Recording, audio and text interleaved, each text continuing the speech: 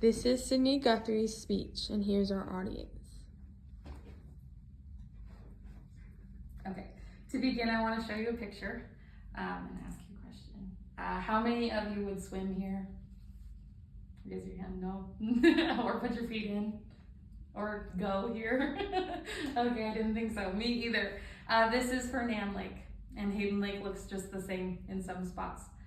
The photo was taken, and I found it in the Spokesman Review in an article about an experiment that I'm going to talk to you about later. According to the audience analysis questions that I asked you last week, everybody stated that they enjoy spending time at the lake, swimming or other water activities. And after hearing my speech, you will know how fertilizing our lawns and other economic factors produces these toxic algae blooms. And how without wetlands or other, sources to get rid of it, we won't be able to use our lake anymore. So through the research that I've done in preparation for this speech, but also through research I did participating in the Youth Water Summit through U of I when I was in high school, I've gained great knowledge about how floating wetlands work and what they are. So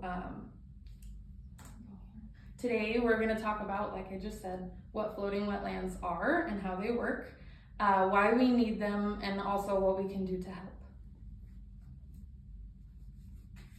Due to the fertilization, using products that contain nitrogen and phosphorus specifically for our area, wetlands are necessary to keep our lake clean and eliminate those toxic algae blooms because of the runoff into our water system from those products that we use on our lawns.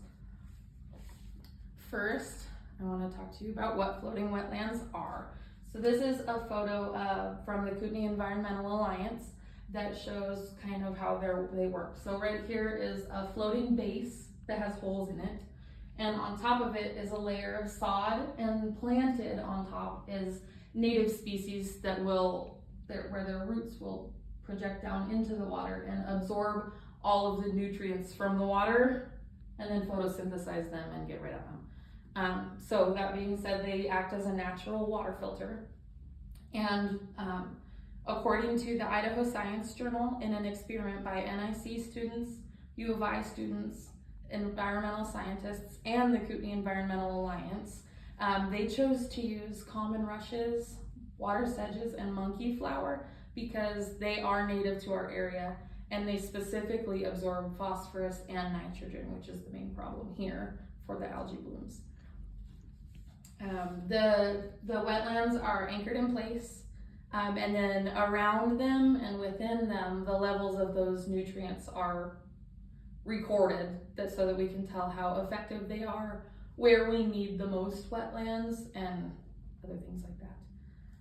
So now that you know what they are and how they work, I want to talk to you about why we need them. If we don't have some sort of solution to get rid of the nutrients in the water that are causing the algae blooms, then our lake will become unusable, unhealthy for us, and unsafe.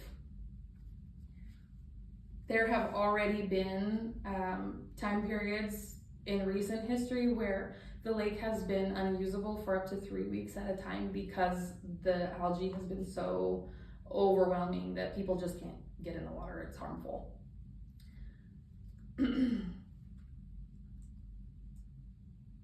So, according to the CDC, blooms of algae or cyanobacteria can be harmful to people, animals, or the environment when they produce toxins, become too dense, use up the oxygen in the water, or release harmful gases, which they do all of the above, especially if they're left to go unchecked. So,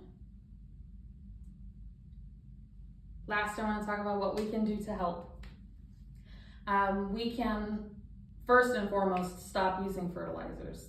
The fertilizers that you can use are water that helps the grass grow just the same. Fertilizers that have phosphorus and nitrogen directly pollute the water supply by leaching down into the water and going straight to the lake, which is the main source of the issue. You can also donate to the Kootenai Environmental Alliance. On their website, there is an option to donate money to help with projects like this, but also other projects that they do. You can also volunteer.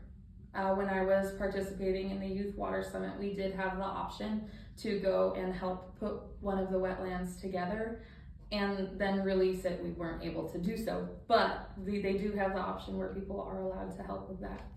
And also you can share awareness just about how fertilizing our lawns does directly affect our water supply and recreational use of the lake, and how things around us that most people don't even know about are really happening. And it's really a simple solution. So yeah, today we've talked about what floating wetlands are and how they work. We've talked about why we need them. And we've talked about what we can do to help prevent further pollution of our lake, but also how we can eliminate the problem in the lake itself. The burden falls directly onto the community. So fertilization of our lawns directly pollutes the lake, like I just talked about, and we need the wetlands in order to clean the lake of the algae blooms. We all enjoy using the lake, that's clear, and you've heard that the grass is greener on the other side, but who cares? As long as we have a nice lake that's beautiful and virtually outside of our front door, we need to keep our lake clean. Thank you.